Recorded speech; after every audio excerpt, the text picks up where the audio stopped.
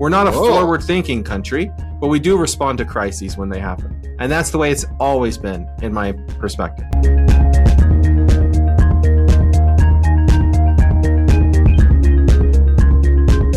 Welcome to The Latter-day Lens, your home for faith-promoting, unscripted discussion of current events. If you'd like to contact us, you can send us a text message through the link in the show notes. You could also email us, latterdaylens@gmail.com. If you want to know more about the show, please visit our website, latterdaylens.com.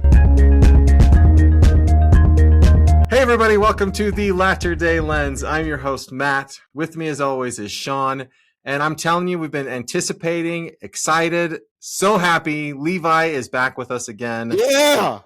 Welcome, Levi. You guys didn't hear this because Shawn mentioned this offline, but Shawn was dreaming about Levi even last night. So it's really exciting. Yeah, the Carlsbad mission here where I live is getting a new mission, and we're excited. And my dream was that Levi's been called as the mission president. Like all dreams, he woke up and found out it was't true.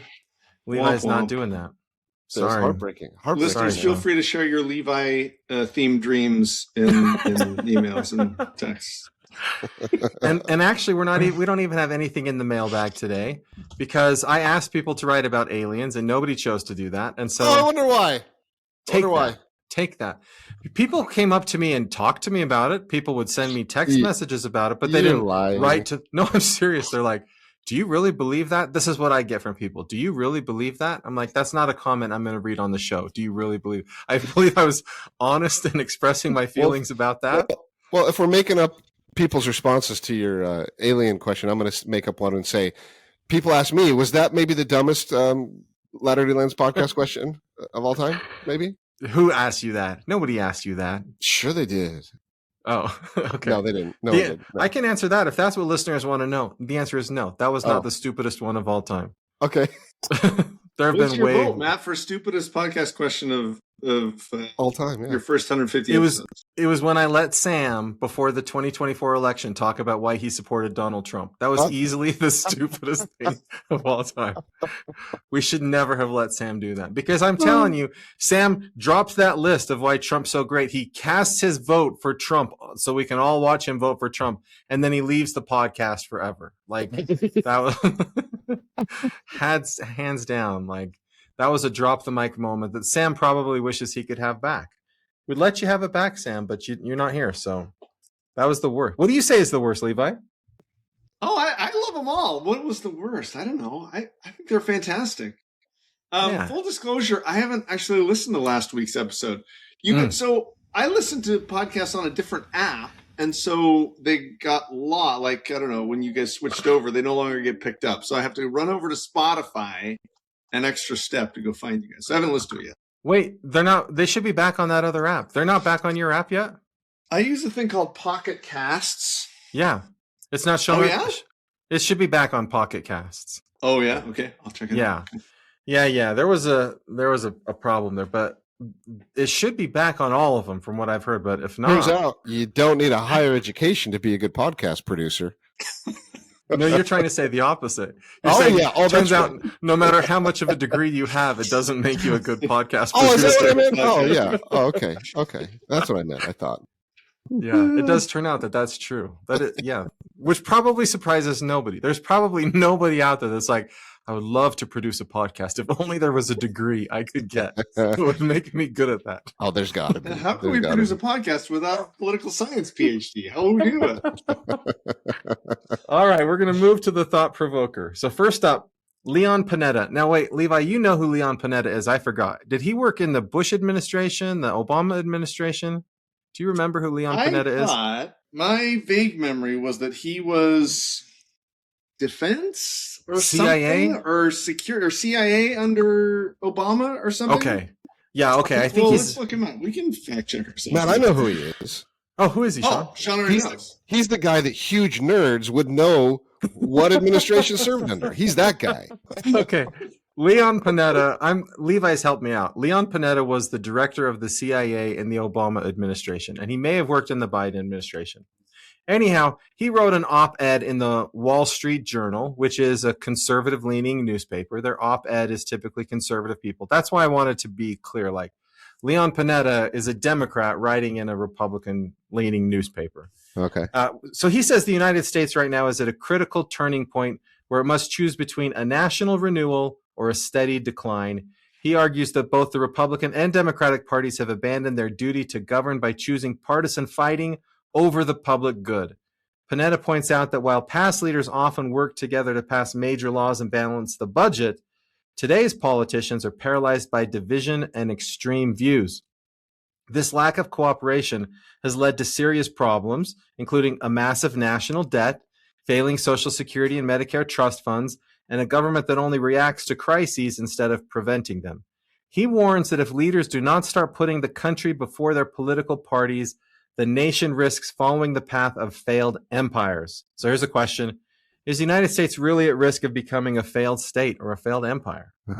You go first, Shawn. I want to hear what you have to say about this, Shawn. I mean, there's a theme throughout all these questions, which is interesting, Matt. You're very good at that. His suggested cause of this potential disastrous threat is that you've got two polarized parties that people are being loyal to, and they're at such odds with each other that it's becoming impossible to keep the union together. But isn't a robust debate and disagreement really healthy and important? Like when I have to defend my beliefs religiously with my Protestant friends, I love going home and cracking open the scriptures and going, wait, why did I say that? Why do I believe that? I guess beliefs and doctrines. But I love going home and going, wait, why did I say it if I haven't really studied it or truly believe it? So isn't the same true with Levi, the Democrat, Matt, the Republican? You guys can have debates and discussions about things that you differ wildly on. And when you are at each other's, discussions, in the discussions, doesn't it force you to go and really try and believe what you believe and then change when you realize, oh, maybe I'm not making such a good point? Isn't it good and healthy to have these polar opposites that... Leon Panetta is talking about something else. I don't think he's talking about we used to agree on everything and now we disagree on stuff. I think he's saying we used to disagree on stuff and then it'd come up to a vote and we'd say, okay, all right, I don't like exactly the way you did it, but for the purpose of moving it forward, I'm going to vote for your bill because it's better than nothing, right? And I think to a great extent now, but I don't know, Matt, how would we answer the question, are we failing to get stuff done? Are we getting less done than we used to? No, I don't think so. I think that the risk isn't that parties are paralyzed by division and extreme views. I think that the problem is that there's no will among the American people to sacrifice and do hard things. So to me, I don't blame. I think that the elected officials are representative of the voters who put them in office. And when you have like Idaho is all Republican, they're getting tons of stuff done in Idaho. And in California, where there's all those Democrats, they're getting tons of stuff done in California. If on the national level things aren't happening and things are paralyzed, I don't think that means that the whole nation's going to fail. I just think that it means that you're going to see like some reshuffling of things. This is the way things change in the United States, and it's the way historically things have changed in the United States. So I don't think that's a problem on the national level because the states are still functioning well. Cities are still functioning well. Most people are not turning out to vote, and most people are not participating in protests. So most Americans are kind of content with what's happening. So I could see why if I was, say, Mitt Romney or Leon Panetta, and I'm looking at the nitty-gritty details where I say, whoa, we've got some big issues on the horizon, and we're not even close to handling those. I could see why they would be scared. But historically, we always solve those problems when we have to. We're not a forward-thinking country, but we do respond to crises when they happen. And that's the way it's always been, in my perspective. What an optimistic view, Matt. My goodness. But Levi is going to fix that optimism. Go. Well, no, I was also thinking about so if we had a sort of a functioning Congress, what are the things, either local, state level government or national level, what is the thing that we would want, right? And so I thought like gun safety, right? I think that's a thing that I think you could find pretty broad bipartisan support for. No. Campaign finance, right? I feel like you could find common sense campaign finance. Levi, you've got to come to Idaho. No to both of those. They won't do any of that, huh? No, but I think in national polls, right? Like there are, gun safety regulations that are very popular with people. There are no way. Okay, interesting. The people who are active in politics are getting exactly what they want. The people who voted for Trump are getting exactly what they wanted from Trump. Now, the fact that 60% of Americans don't like that, I mean, 60% of Americans don't vote. So that's fine, right? Like, the people who voted for Trump are getting what they want. The people who voted for Biden got what they wanted from Biden for the most part. And to me, that's how representative democracy works. Now, the fact that Trump and Biden can't come together and find common ground on issues where most people agree, that's also never been the way things were done in the United States. It's never happened that the thing out there where there's, and by the way, when Levi says there's majority support, let's say it's 60% want gun control. If there's never been anything where 85% of Americans want something and nothing happens on that issue. So the issues like we're talking about are issues that are divisive. The things where everybody agrees, that stuff's happening. There's no the Epstein files. Guess what? The law was passed and it's not done yet. We still don't have the Epstein files. But if that pressure continues, then we'll eventually get the Epstein files. On things where everybody really does agree, we actually see movement on those issues. We only see division on the divisive issues, which is as it should be. But no, campaign finance reform, Levi, there's no way Republicans, even moderate Republicans, want campaign finance reform. Well, I was looking at that one and thinking, because I have this memory of like, what are the last times I remembered Congress working together? And they were McCain-Feingold, right? Which was, I looked at it a little closer, and the other one was the Patriot Act. And then I thought, oh, maybe I don't want bipartisanship. Department of Homeland Security. That's right. Like the surveillance state expands dramatically when Congress starts working. So there's that. But then I was looking at McCain-Feingold, and it was, there were some Republicans that came over, right? Like, and some big names, Fred Thompson, right? And Susan Collins at the time voted for McCain-Feingold, and John McCain, obviously. But it was mostly partisan. It was mostly Democrats for, Republicans against. I mean, I think you're right, Matt. I just don't think there's the same will for campaign finance that I estimate. I mean, and you're forgetting about the first Trump administration. During the COVID-19 pandemic, it was near unanimous support. In fact, it was unanimous support for all of those huge funding bills to make sure that people got vaccinated, to make sure there was that paycheck, whatever program. There was literally $1 trillion of funding in the COVID pandemic to fund both schools and businesses and tax rebates to Americans. That stuff was unanimous, and there was no problem getting that stuff through, even though you had Nancy Pelosi and Donald Trump fighting with each other about everything else. So, wow. I don't think I'm going to give points to Levi for doing his research, for bringing up the only 2 or 3 moments where Congress worked together and it was unity. I have more. Are there more points to be had? Yes. Yeah. I was also thinking about in the 90s, you had Newt Gingrich and Bill Clinton. And I think that they robustly disagreed on stuff, but they passed stuff, right? I mean, I think they came together and that's when we did see, we were running a budget surplus for the first time in as a Democrat, you should hate that example, Levi. Oh, yeah, absolutely. Bill Clinton was not a Democrat. He was a Democrat from Arkansas, and he governed as a Republican. And sure, he and Newt Gingrich got a lot of stuff done. Yeah. That completely angered the left. I'm totally with you, Matt. I'm not in favor of that, but that was an example of Democrat. We'll put it in air quotes. A Democrat coming around and working with a Republican. The other one I thought of was Tip O'Neill and Ronald Reagan. They got along and got stuff done. Right? Another example. Like whenever there's bipartisanship, one side's losing. One side is happens, right? Right. I mean, that was, Clinton, that was when we got NAFTA, and we got, that was when we handed U.S. manufacturing to the rest of the world. So, yeah. Bad things can sometimes happen. I don't like any of the examples Levi gave of the parties coming together to work on things. But I think the most recent one, Trump and Pelosi in the pandemic, that's unanimous bipartisan support. And Republicans are still mad about what happened during the pandemic. And that was Trump. Trump signed all that stuff into law. Yeah.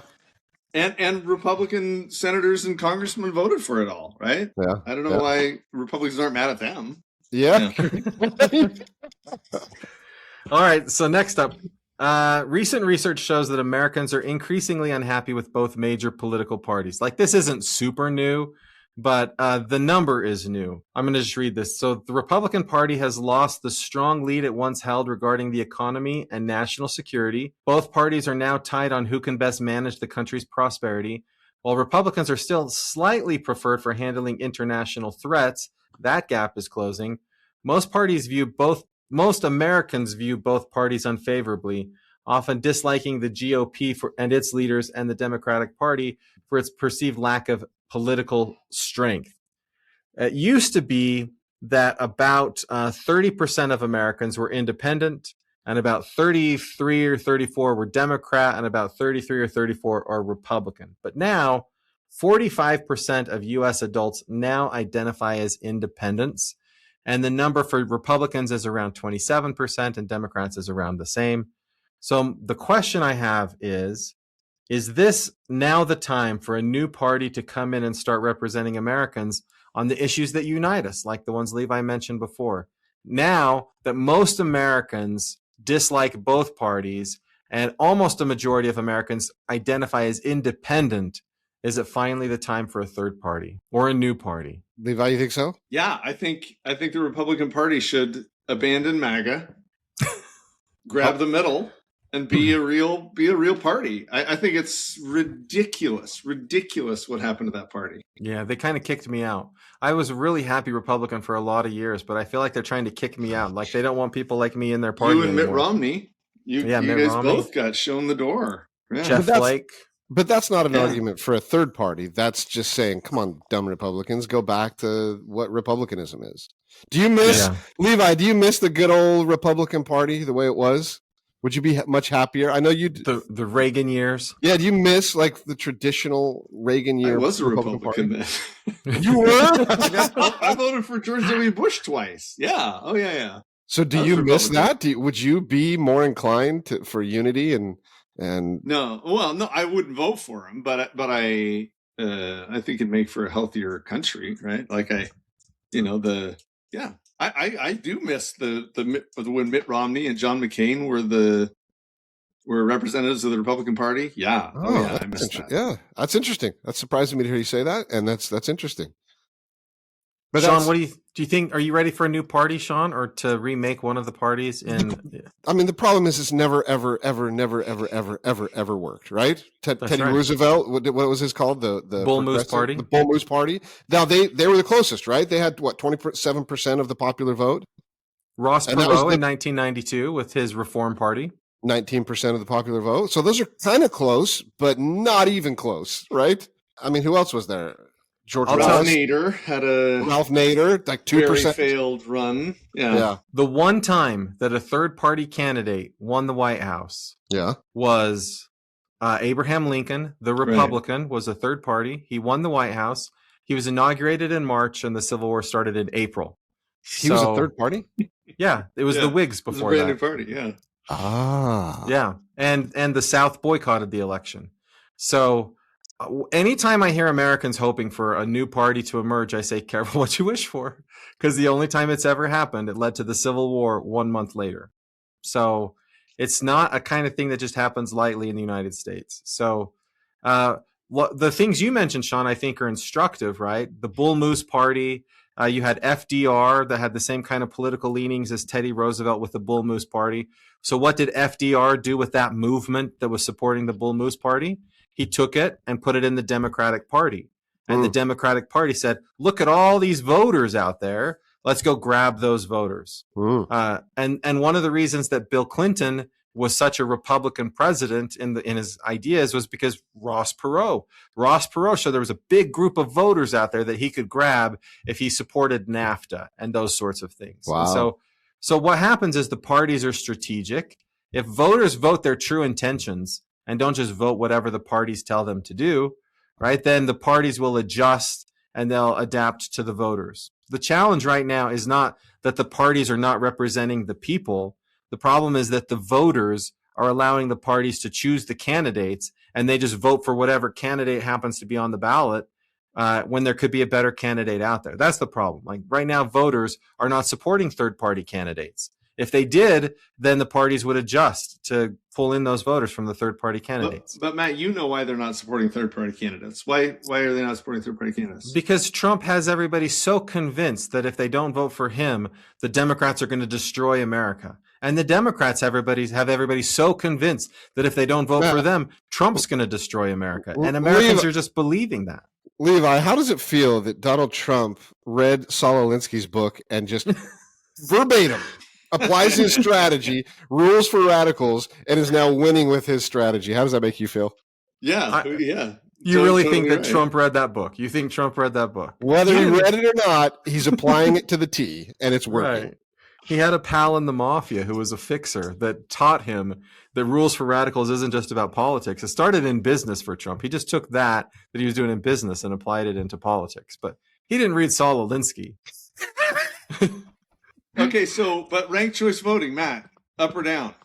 100%. If you have ranked choice voting, look at Alaska, right? Alaska is not dominated by the two parties. They don't have the same kind of fight between you have just as many strong Democrats and strong Republicans in Alaska as you do anywhere else, but they have a moderate candidate. Yeah. Is Alaska a shining bright example of how states should be run? Yes, it is, Shawn. Yes. Is it really? I mean, I travel to Alaska more than I should because I go on cruises. And when I do, I talk to the locals, like the Uber drivers or whoever I bump into about politics because I can't help. Like, they have really strong political views in Alaska, and they call themselves in fact, Shawn, I'm wearing my Alaska t-shirt here. It's called the Last Frontier, they call themselves. Like, there's a strong frontier mentality. There's a strong mentality of individual rights, keep the government out of our lives. Like, all of the stuff that people would say, oh, this is what's wrong with Republicans because they don't care about their neighbors. You get all that really strong in Alaska. Okay. But they get elected officials who are not on the extremes because the electoral system they have tends to allow the majority voice, which tends to be more in the middle. It tends to allow those candidates to win in the end. And so you get Lisa Murkowski. They had a Democrat in the House who's relatively moderate. Like, it's a really good system, right? Which is why when Idaho was considering ranked choice voting, the Republican Party spent millions of dollars on ads trying to defeat ranked choice voting because it diminishes their power in the state of Idaho. Of course, ranked choice voting is great. Wow. Well, but why didn't the Democratic Party also oppose ranked choice? Like, I would have thought that's not. They did. That's not disempowering the Republicans. That's just disempowering the parties, right? Right. The Democrats also oppose ranked choice voting because it makes it harder for them to recruit good candidates, right? Yeah. In the state of Idaho, a Democrat can say, here's a moderate Republican. Let's have them run as a Democrat. Whereas if you had ranked choice voting, that moderate Republican would stay a Republican and it would weaken the Democratic Party as well. Levi, you can't pretend that Idaho doesn't exist. You have to consider the Idaho factor in your opinions. Shawn, as a Republican in California, Shawn, you should want ranked choice voting so much. I would love it. Oh, I would love it. Yeah, absolutely. Well, and the thing that I love the most about ranked choice voting is, wouldn't it feel so good to vote for somebody you love, right? Like, you could say, you know what? There's this candidate that I love, and they're not going to win. And I'm going to mark them as one and cast my vote for that person that I'm really excited about. You'd get higher voter turnout. People, I mean, especially young people, would come out and they'd say, yeah, I'm going to cast my vote for the person that says end the Gazan genocide and free college or whatever, whatever policy they love, right? They'd vote for things that they love. And then they get to mark their safety candidate for 2 or 3. I think it'd be voter enthusiasm. I think it'd be great. Inspiring, Levi. That's awesome. Yeah. But the other solution to the problem is this. Americans need to get involved in the political parties. We have decided to leave the political parties to the control of the people with extreme views. Whenever I go down to my local precinct Republican Party meetings, it's a bunch of very extreme conservative people that say things that offend me. And so it makes me say, I don't want to be a part of this because I don't want to be affiliated with these wackos. Wow. But the truth is, that means that I'm giving them the power to decide who our candidates are going to be for office. Wow. So if we don't want to have extreme candidates who don't represent our views, we need to take our friends and go to those precinct meetings ourselves. And then we have the power to make the change. So the Republican Party could be whatever we want it to be. The Democrats can be whatever we want it to be. We're the ones that decide. And so when 45% of Americans say, I don't want to do anything to do with either one of them, then you're leaving it to the people with more extreme views to decide who's going to be the leaders of our country. So it's a little bit our fault, too, if we don't get involved in parties. Levi, my favorite punk band, Fugazi, I think, has a song called Take Your Friends to Your Local Republican meeting or something like that. You can't understand it. It just says like...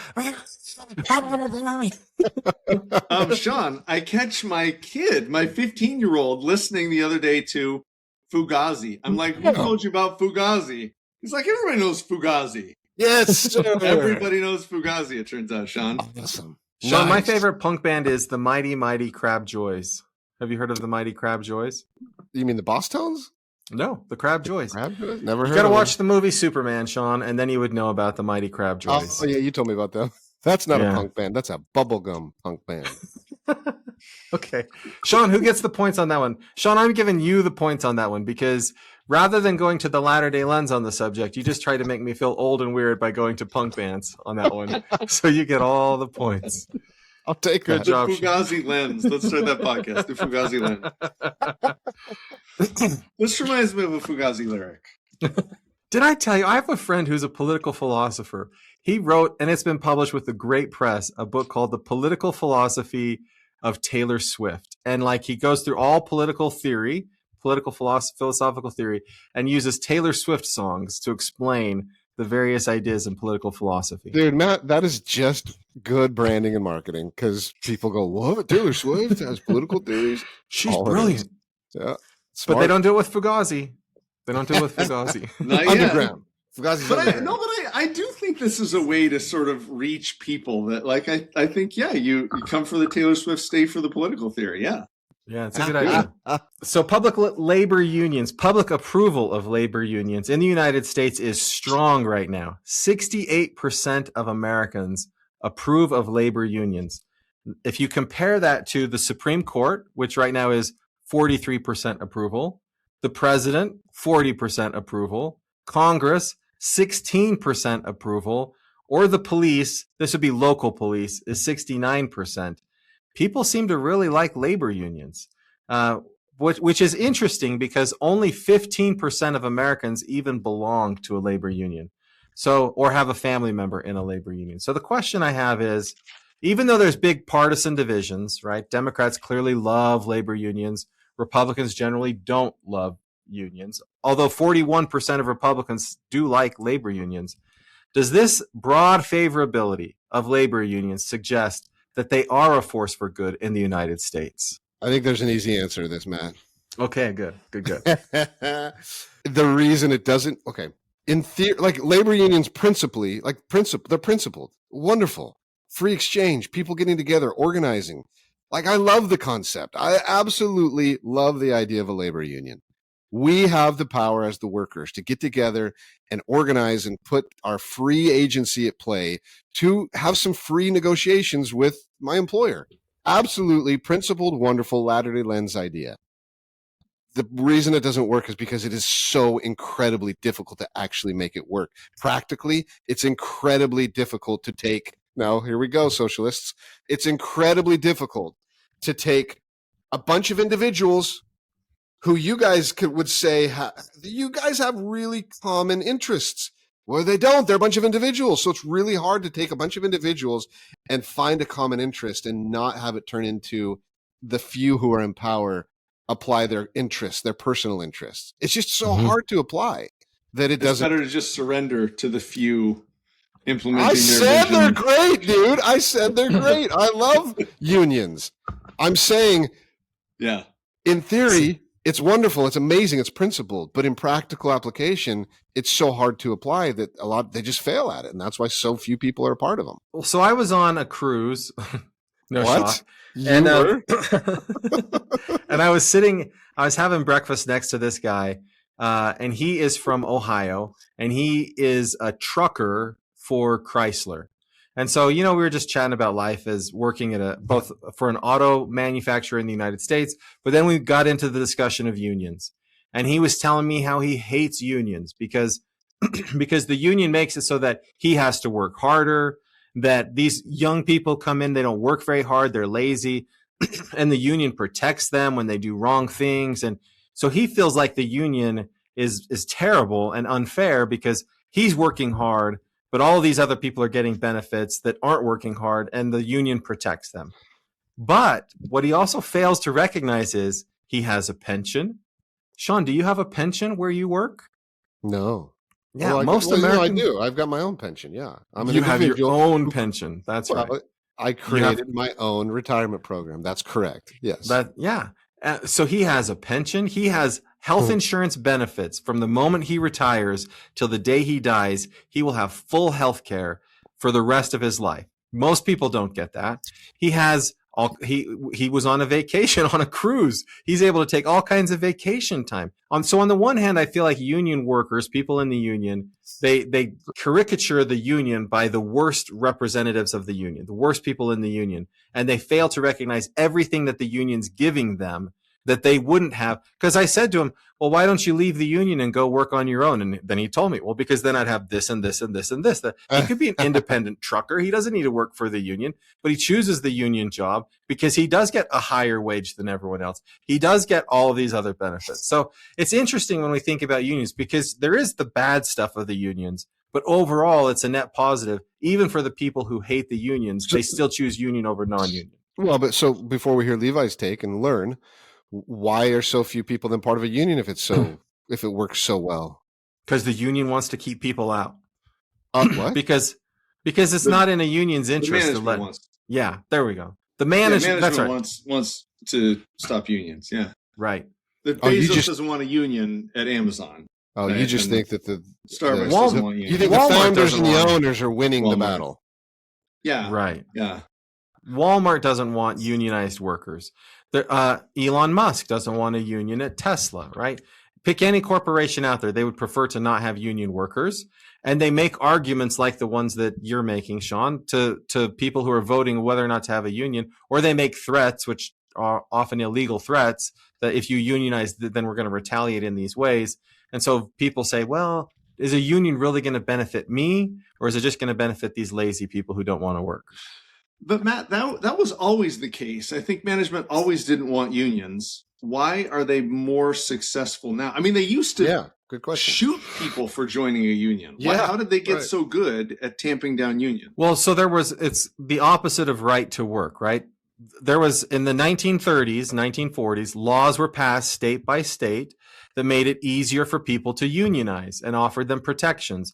And in the 80s and 90s, all these states passed what they called right to work laws that made it more difficult for unions to organize. So when you make something more difficult to do, fewer people are going to do it. And so as we get rid of these laws that make it easier for people to unionize, you see fewer and fewer unions. So you truly do see that this is a true example of the workers, because of laws, it's so difficult to unionize? Because of laws? You're saying it's systematic. It's systemic. Yes. It's too hard for them to do it. I'm saying there's a strong correlation between laws that make it harder to unionize and the decline of unions in the United States. Wow, that's disheartening. What do you say, Levi? Are unions good? I love unions. I was looking at the history of them, and it does seem like something happened in the 80s, right? So in the 80s, you watch, like in the 50s, that was the peak of union membership. It does start to decline in the 60s, 70s. It's trickling down. And then in the 80s, it starts to really fall hard. And I wondered what was going on there. It also, incidentally, I looked at, somebody plotted it against a graph of the share of income going to the top 1%.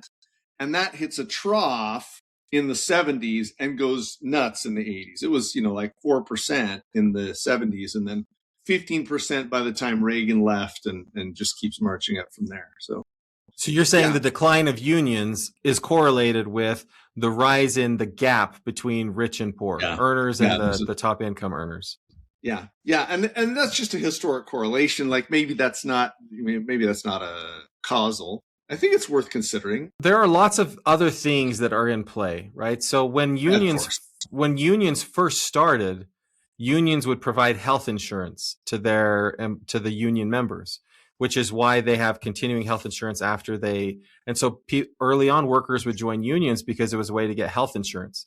The government also passed laws that made it cost effective for businesses to provide health insurance to their employees. Oh. And so when you had the rise of these laws that incentivized employers to provide health insurance, then that was a benefit unions weren't providing anymore. And so they kind of took that incentive away. So there's a lot of these policy by policy. But isn't that a positive result that caused by unions that eventually a lot of people were getting pretty decent health care? Sure, not union provided, but provided by their business, their companies they work for. That's a positive effect down the road from an excellent point, right? Maybe maybe unions became less necessary as worker conditions improved across the board. Yeah. But then what happened in the 80s, once unions started going away, was corporations would say, do you know what is our biggest expense? All of these benefits we're paying out to retirees. We need to renegotiate our deal with the unions, and we need to get rid of these benefits that we're giving to retirees, because that's the easiest way as a CEO to become profitable is to cut these really big expenses. So that's it's not anecdotal. You can go industry by industry. Mine is anecdotal then, because most retired businessmen that I know extremely are comfortable with their retirement plans, their pensions, and maybe I run in different circles. These are management people, right? These are people that owned a business and both. No. So both. Here's what happened, Shawn. It used to be that the unions provided health insurance for the rest of your life. And what happens now is there's this, let's say you retired at 55, which seems unheard of today, but my grandpa retired when he was 55 years old, lived to 85, right? He lived on a good retirement for 30 years of his life with great health insurance to the end. Well, what happens now is it's so expensive to provide health care for somebody over the age of 60 that we put all of that into Medicare. And we have the federal government providing health insurance for people. Yeah. And so the union only has to provide health care up until 62, and then they provide a supplement to Medicare. So in effect, what happened when unions kind of started pulling out of this is that burden of who's going to provide health insurance to the working class all shifted to the federal government and to taxpayers. But to blame that entirely on the free market or on big business, why aren't you blaming political will for that, right? The reason isn't that the social safety net that, for example, Democrats push for? We should be providing for. Well, so what I'm saying is that's a great messaging point, right? That's a great message to say it's not fair that if you're not in a union, you don't get to have health insurance. Let's just give health insurance to everybody. And then in time, unions say, well, then why are we providing this? We'll just provide a little benefit to that, right? Sure, that's public will, but it's not the best thing for society, right? And if you're a free market and then there's a free option for seniors and you're a business and you're like, but we could also do it ourselves, of course you're going to let everyone choose that free option that's paid for by taxpayers. But it doesn't mean it's the best way to do it. It'd be way better off to have unions provide it for workers. I like that you're agreeing that the government is screwing up and providing a less than valuable service by providing health care and retirement. I like that. Good job, man. Yeah, I agree. I 100% think that Medicare is not a great idea unless you're going to allow people to buy into it when they're young. So that you, as like Shawn, you're a small business owner. If you wanted to have health insurance through Medicare, you should be able to pay a premium and buy into Medicare, and you shouldn't need to have an employer provide it for you, right? So sure, I'm all in favor of what some people call Medicare for all, which is a plan that allows anybody to buy into Medicare, and you pay your premiums, and it's just an insurance company, and then that would help reduce the cost of all those seniors that are in the Medicare program. Then the percentage of people in unions will go down to like 3%. Yeah. Possibly. There you go. It's not necessarily bad. It's not necessarily bad, right? If unions show a way and then everybody else wants to do, they're like, hey, unions found a nice path for taking care of people. Let's everybody adopt that. Okay, so now you're teasing me or tempting me to go back to that free market. So maybe, Levi, maybe the solution to get unions more abundantly populated is maybe they need to offer better things. They're not offering good enough things right now. That's what Matt's saying. I wonder, That's possible. or not letting people know enough about it, not making it clear what the difference is. Yeah. I think that the right got better at media, and so they have a pretty good media machine that convinces people unions are a problem. Sam bought into that, right? You hear that, but of course, I think Sam is management. So right, Sam's in the auto industry. He fights those unions every single day of his life. Of course, Matt, he doesn't like them. Are you guys unionized? No, we're not, because I'm a church employee, and so there's no church union. But a lot of professors at other universities are unionized. Yeah. Do you think you're worse off for not having a union? Depends on your management, right? Like, I think that the church as a management organization looks around at best practices in various industries, and they want to be competitive. And so they say, if this is what other universities are offering, then we're going to offer that to our faculty. So I think that I'm benefited from unions indirectly, in that unions are setting the wage, they're setting the benefits and all that stuff for other people. But I'm also blessed to be a part of an organization that has good management, that says we want to attract the best and brightest. So let's just follow what everybody else is doing. Wow, that's a good point. I think then the takeaway is the net result of unions has been a wonderful thing. Maybe not directly, but indirectly in many cases. So yeah, we're all pro union. Yeah. Well, and I think that points to you, Shawn. Points to Shawn. And this leads, I think, into the next question, which is I think that labor unions are an essential bulwark against the power of big money, right? There's like big business, and I feel like it's always going to be competing against big labor. And so it is important for workers to unionize and organize. And Levi, as a capitalist, in opposition to big, as a capitalist, big I love that. I'm with you, man. Like, capitalism is all about free exchange with each other. And if you can give more power and equalization of exchange, it's awesome. So this is actually something I taught in my classes this week, which we weren't planning on talking about. But, when President Oaks talks about the divinely inspired principles of the Constitution, he has 5 of them in his talk. He's a lawyer, so or by training, right? He's got legal training. So he looks at a certain set of things as like parts of the divinely inspired Constitution. There's another thing in there. There's actually a lot of them, but some of them that he doesn't mention that I think are definitely part of the inspired Constitution is the United States is the first government in the history of the world to say we have a separation of church and state. That was in our Constitution that President Oaks acknowledged. We also created the first separation of business and state, because before the United States, under monarchies, business and state were always combined into the same force. We're also the first country ever to separate military and state, where we had civilian control of military with militias. But this idea that Levi's talking about of this clash between business and state, this happens because of our political system created by the founders that separated that power. And from the very moment of our founding, business clashes with government because government is trying to protect the masses against the inclinations of the business community, and business is trying to use government for their own purposes like they've done in countries throughout the history of the world. So that clash between business and government is a real thing, and it's, in my opinion, part of the inspired Constitution. Whoa. Preach it. Okay, so let's go to the big question.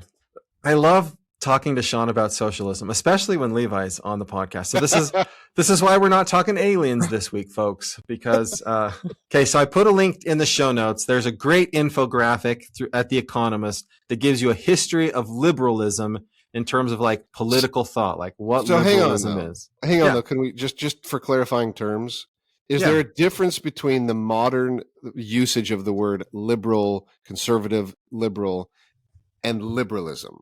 Yes. There's a big difference. That's what we need the audience to maybe understand here. So it's not so it's clear. So liberalism is a moral philosophy centered on the protection of individual liberty and the belief that government should exist only by the consent of the governed. And this idea that life, liberty, and property are inherent, inalienable rights, that's what liberalism is, right? So when we talk about liberal today versus conservative today, it typically falls down along these lines, where Democrats kind of like what we would call social liberalism, arguing that the government must actively provide a safety net like healthcare and education to ensure that individuals are actually free to exercise their rights. Whereas Republicans they tend to align with classical liberalism, where they see the government as a threat to freedom. And they say that free markets and private property and limiting state power is the best way to provide freedom.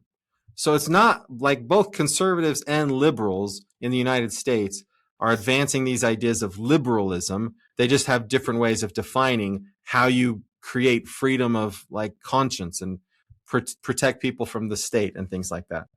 Okay, so socialism also, though, has this idea called liberal socialism, in which people think that socialist policies are the best way to lead to a truly liberal government.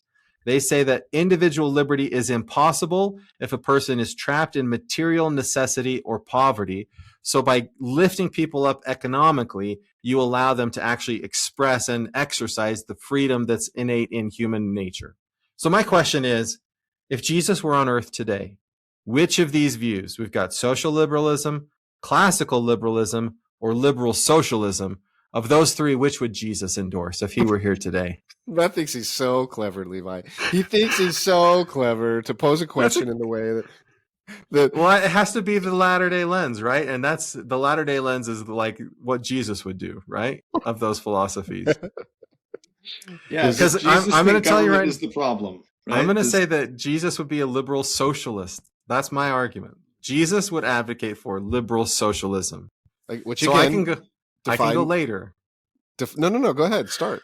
Liberal socialism is that the government is an actor in the economy. The government owns, let's say, a health insurance business. The government owns whatever business, and private industries are allowed to compete.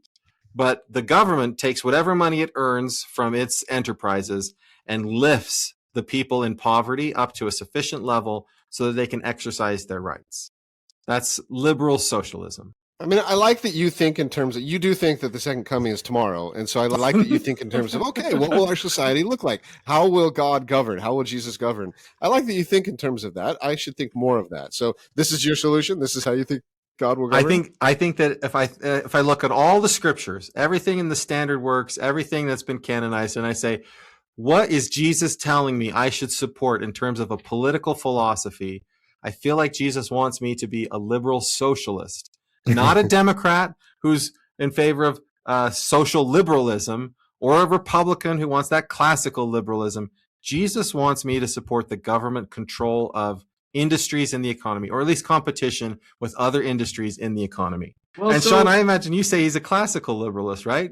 Jesus wants the Austrian economics, hate government, government's bad, keep it out of our lives, that sort of thing, right? Not necessarily, no. I don't think that the government that we live under now is going to be the exact same government when the Savior is in charge? Absolutely not. No. But if he was here, what would he tell you in your soul, Shawn? What would he tell you should do? Yeah, but you have to clarify, since you're making up this scenario where he's here, you have to clarify, what is his role in all of this? Is he just here watching, or is he's just watching? I mean, he is here. He's here, like in this. Yeah. Now he's here, right? He's not here as the king on earth. That's why I'm asking for clarity. Matt says if he's here watching, which is now, that's different from him being here and the church and the second coming. Yes, that's what you're kind of getting. No, I'm just saying if he's here watching, he's not. It's not the second coming right now. Yeah, right now. Like Levi said, he is here watching. So maybe frame it like that instead of what will the government be into the second coming? Yeah, I didn't mean it to be like that. Okay, what does Jesus want you to be, or Shawn? What does Jesus want you to? Where does he want you to support? What kinds of things? Matt, I won't do this. I can find principles in Scripture that support both. In fact, how about this? Our living prophet gave the following quote. This is perfect. Thanks for queuing this up, Matt. This is perfect. I randomly found this. President Oaks said this: those who govern their thoughts and actions solely by the principles of liberalism or conservatism or intellectualism cannot be expected to agree with all of the teachings of the gospel of Jesus Christ. As for me, I find some wisdom in liberalism, some wisdom in conservatism, and much truth in intellectualism, but I find no salvation in any of them. Are you kidding me? President Oaks said that? Yes, he did in 1987. Oh. What matters? Why? He's a prophet. No, that's fine. I was like, wow, I have to be paying more attention. I didn't know he was talking about that. Okay. This was like when we were in elementary school, he said that. Sure. This is This is Oaks taking the principled centrist view, huh? So tired of this. You guys. The center is just cowardice. You guys, get out of the center. Get off the fence. Let's hear it. Teach me, Levi. Teach me. Well, I think it is pretty hard to make a case that Jesus in any way would have been behind the idea that government is the central problem that we're trying to fight, right? This is what I see as the difference between the classical liberals and the social liberals. Is the social liberals see, yeah, government is a problem. We got to watch government. Business is a problem. We got to watch business. You can oppress people with economic power just as easily as with political power, right? This is where the social liberals are sitting. And I think it's really hard to say, oh yeah, Jesus would have come down on the sort of government is the problem side of things. Jesus didn't rail against government. He was even given the opportunity, right? They said, that's right. Should I pay taxes? And he said, who's on the coin? Give it to Caesar, whatever. I don't care about politics, right? That's right. But what he did care about was how we use our money, right? He was constantly harping against religious authority and economic power. Those were the things he was suspicious of, right? Not government. Where did he harp on economic power? All over the place. He talked about how your riches are going to corrupt you and drag you to hell. I mean, But that's not economic. A summary, obviously, but sell all that you have and give it to the poor. That's not economic power. That wasn't commentary on economic power. That was based on the principle that the love of money is the root of all evil. That has nothing to do with economic power. Well, you don't think Jesus was suspicious of the ways that we use economic power? You don't think that he thought money was kind of a corrupting influence in our lives? On an individual level, when he teaches the principle that the love of money is the root of all evil, that gives us clarity about whenever he talks about money, it is how does it affect Levi in his heart and in his soul. I don't think at all he was making political statements about there's a certain amount of money that someone has and they reach a tier where they're an evil person because they're a capitalist, or there's an oppression that is had by people who have a certain amount of money. I don't think so. There's no evidence of that. Shawn, what's that section in the Doctrine and Covenants that you like to quote about property rights? It's I can never remember. Is it 132, 130, 134? Anyhow, I think it's verse 1. We believe that government is instituted for the benefit of man. So Jesus is definitely on the side of government, that government is there for our benefit. Yes.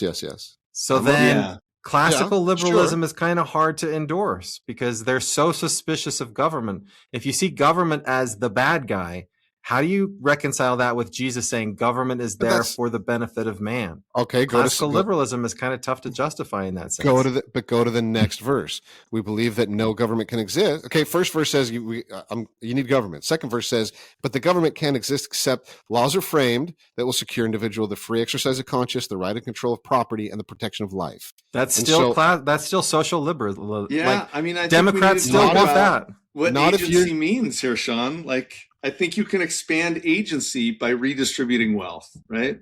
Yeah. How? Of course. Wait. How? But doesn't that directly contradict? Redistributing wealth, by definition, is losing control of rights and property. Some people give by definition. Some people give that up to expand the rights of others. If you're willing to give it up, okay. If I'm willing to give it up, yes, but that's not the message of socialism. No, I'm the one on socialism side. I think Levi's on the side of social liberalism. But I think Jesus definitely was a socialist. I mean, here's my example, Shawn. Have you ever seen the Netflix series Black Mirror? Yeah. Okay, I don't there's a lot of like nasty stuff in there, but in season 7, there's this episode with Rashida Jones, and she needs to have this surgery because she's going to die. And so this company's like, we figured out a way, we can remove this brain tissue, we hook you up to our cloud server, and we can save your wife's life. And all you have to do, the surgery's free, but you just have to pay us $300 a month, and then your wife is going to survive. And so she survives, but then in time, we need to upgrade our servers so the subscription increases. We actually need to use some of your wife's brain power to fund this like other enhanced plan. And like at some point, the couple can't afford anymore the care that she needs to keep her functioning the way she needs to function. And so in the end of the story, I won't tell the spoiler what happens in the end, but the idea is if I have to pay a monthly fee in order to sustain a basic quality of life, I'm not truly free, because I'm not free to just live life on my terms. Because if I don't pay that monthly fee, my wife's going to die. If I have to take a little bit from somebody in taxes to make sure that other people can sustain a normal or baseline quality of life, that's still liberal. It's still free for everybody. But it does destroy the idea that money equals freedom is not a principled idea. Like in that Black whatever story, it is a sad thing that Rashida Jones is relying on someone else's skills and talents in order to stay alive. And you would say, and in order for her to be free, they are obligated to give her those things. Maybe in order to stay alive, yes, but you have to steal from those people in order for her to, you have to force by gun and steal from those people in order for her to, in your definition, be free. You need to take their money, their resources, their intellectual property in order for her to be free. I don't think money equals freedom. Well, what I would say in that particular situation is the government should be able to come in and compete with them. And the government should be able to provide it at a lower cost. And if they can provide it at a lower cost, now there's true competition in this marketplace. And she doesn't have to choose between this server and nothing at all. She can choose between this server and a government option. And then that makes everybody truly free because you're not taking from that company anymore. You're just competing with them. So would you agree that, at least in rhetoric, that's what, I'm not promoting this, but that's what Donald Trump is trying to say is like, look, we should use the government as an alternative in healthcare, for example, or in, for example, he's buying up all kinds of stock in all kinds of companies. Because of the detailed healthcare plan he just put super detailed, The thing I heard him say was basically Obamacare. Well, I think he said we're going to give them a subsidy, which is what the Republicans are voting to get rid of right now. Like everybody has cash given to them to buy health insurance right now that they're taking. Anyway, distracted. It's true. I'm not promoting it. The idea that Trump is going to fix healthcare, but all right, okay, Shawn. Oh yeah, sorry. He will not fix healthcare. I totally agree. I'm not saying that, but there is a lot of rhetoric where he's basically saying, yes, the government should be a competitive player in the marketplace, which again, back to our like traditional Republican, that hurts my soul. To the extent that Trump is promoting that, then I say Jesus is happy and I'm happy as well. If Trump is promoting a public option to compete with private health insurance, I'm all for that. I may be wrong. I think that's what I'm hearing him promoting a little bit, at least in rhetoric. Okay. But well, then I think Jesus is happy. The thing I loved about the way that Matt phrased this was this emphasis on the idea that freedom is not just the absence of anybody interfering with you, right? Like there are some times when it doesn't feel like freedom when you're starving. It just, you don't think, but it is free. I'm starving, but at least the government's not here. That doesn't just because feel like freedom. But just because it doesn't feel like freedom doesn't mean it's not freedom. That is freedom. You're free to starve. It's very semantic, right? I mean, we can talk about what freedom is, but I think that you can, like, if we talk about the number of choices available to a person, right? A person with no money has very, very few choices, and so that's not a lot of agency. I believe, like, I can take $1,000 from Mitt Romney, right, and I can give it to somebody with no money. The freedom of that person that got $1,000 new is expanded dramatically more than the reduction Mitt Romney experienced, right? But he doesn't get to spend another, he doesn't get to have another really nice dinner with his family. Okay, right? And that's sad. But the poor person just got a car. Now he can go to work. That's a bigger change. But that's only true if you put so much value in money and you equate money with freedom. That's only true if you basically worship this concept of money. Because freedom does exist without money. I don't need money for freedom. If I don't have that $1,000 that Mitt Romney has, I still can walk out the door and do anything that I want. I can create what Mitt Romney created, or I can choose not to, and I can go on weird cruises all the time. But not if you have a disability. Not if you have diabetes and you have to take insulin in order to survive. There are people for whom that's true. Born poor, frankly. Like I think it's silly to pretend like everybody has the same opportunities. That's ridiculous. That's nonsense. I mean, I'm open to trying to learn that from you, Levi, but I fundamentally think you're wrong. I would love to learn more. I want to. I've heard this argument for so long. Money does not equal freedom. Money is not the thing is not the standard that we need to be shooting for so that we can all be equal. Money provides a baseline. It's like this. Hang on, it's like this. I'm sitting in the hot tub with my son and his friend, and they're at this stage in life where they're back from their missions. They're excited to the world. they're going like, Dad, how do we make money? Like, how do you start your career? What should we do? I keep asking them. All right. They keep saying, look, I just need to get $1 million. If all I had was $1 million, if someone could just give me $1 million, my life would be set. And I finally got a little mad and was like, look, it's not having money that will make you guys happy and successful. It's learning how to earn money that will make you happy and successful. There's a huge difference there. The money doesn't make us free. The ability, the growth that I have to earn resources and exchange with resources, is what makes me free. But what Levi's trying to say is the fact that your son and his friend were sitting in a hot tub while having that discussion suggests that they are at a starting place that's so different from where other people can start. I'll ruin not that. Everybody. Hang on. I'll ruin that discussion right now. Sure. Maybe my son has some access to resources because of his parents, but the other kid does not. Absolutely does not. Is that kid in college? Is that kid in Southern California? Is that kid in, like, that kid has access to resources that maybe you're not recognizing, that a person who's, let's just say, across the border in Tijuana, maybe selling goods on the streets in Mexico, that maybe your son's friend has more access to more resources than what you're thinking about. I mean, can't we just talk about, you can't bring in a country that doesn't have these freedoms Socialism. and these standards. Socialism. Does America have socialism? Is American? Every market in the United States is socialist. Yes, in my opinion, there's socialism in every market.